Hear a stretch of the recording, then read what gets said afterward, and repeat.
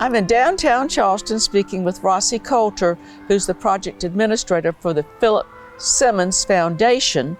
And today we are sitting in a beautiful garden at St. John Reformed Episcopal Church. Right. Which was Mr. Simmons' church. Mm-hmm. Philip Simmons was a world-renowned Blacksmith. Mm-hmm. And interestingly, I think started school across the street where we've been hearing children's voices earlier. Right. And walked past a blacksmith's foundry and became interested in that work. Well, Philip was born on Daniel Island.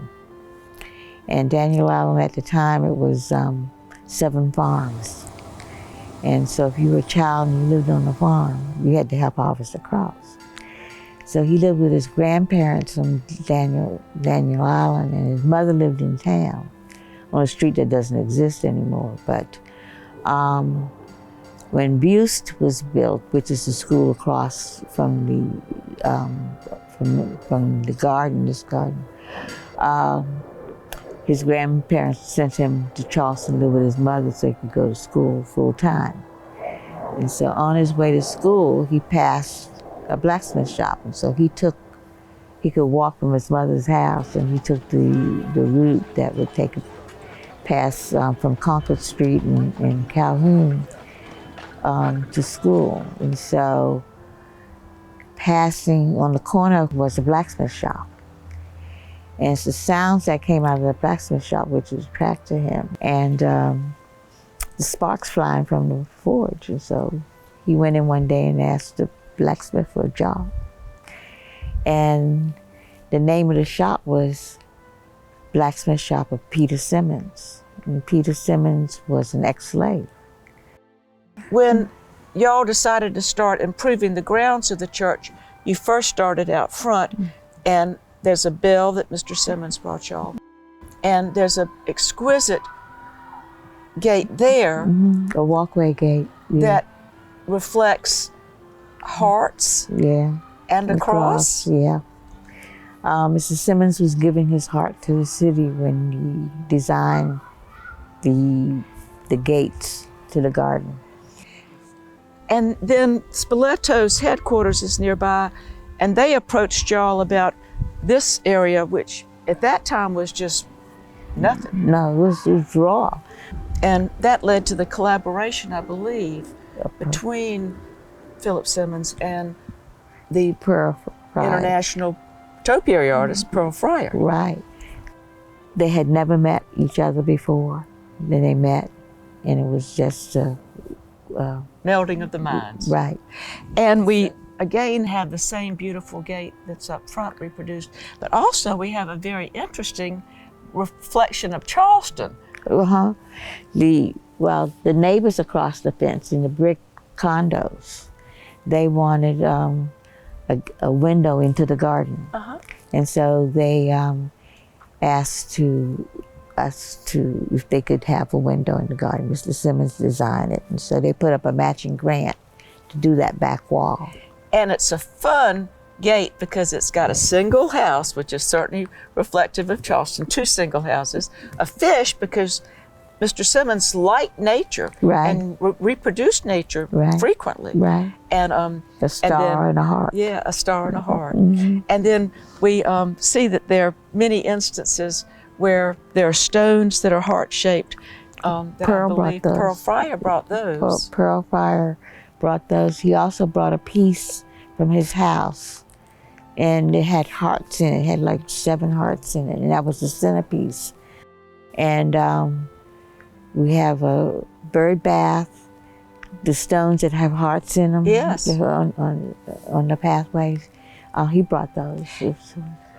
Rossi, now that Pearl Fryer is stepping back a little bit, he's found someone who wants to continue his work and is coming down and helping certain members of the Garden Club of Charleston with this garden, and we're going to learn more about that when I have a chance to speak with them later. Thank you for all the information you shared with us today. Well, thank you for coming to see us.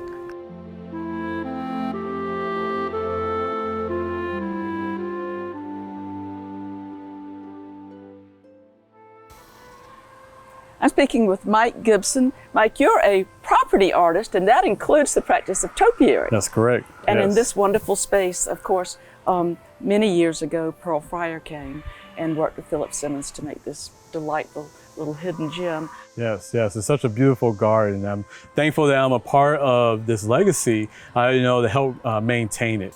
This is not something that anybody can do, and the Garden Club of Charleston has made it a mission to try to keep it going. And so Correct. tell me how you've been trying to help them understand the practice that will help this garden maintain its unique attributes. Right. So I heard of this Philip Simmons and Pearl Fryer Heart Garden in Charleston, and when I first moved to Columbia, I had to check it out because I'm working over at Pearl Fryer's in Bishopville.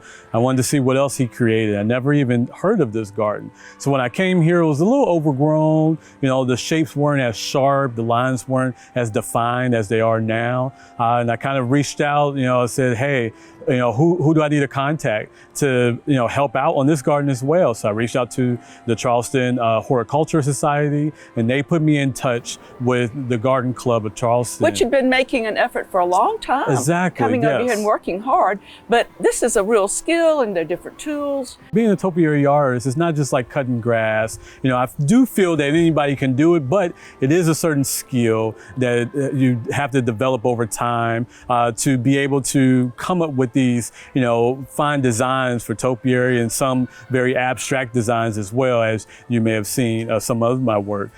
I've been coming down a few times throughout the year and just maintaining it, but not just maintaining it and fine-tuning it. I also developed these workshops to teach the ladies of the Garden Club how to do these topiaries and how to maintain them for, the times that I can't come down and it gets a little overgrown. They now have that knowledge of how to maintain the topiaries properly. So that was all about, the main thing that we wanted to do was to, set in place some standards of how the garden should look from here on out. And then one fun thing is that there was some juniper trees here that had just been way beyond their ability to think about tackling. And as you've been working on those, and I was talking to them, you've told us that they said, well, how did you come up with this design? And you said, the tree tells me what it wants to be. Right, I've been called a tree whisperer, and it's true.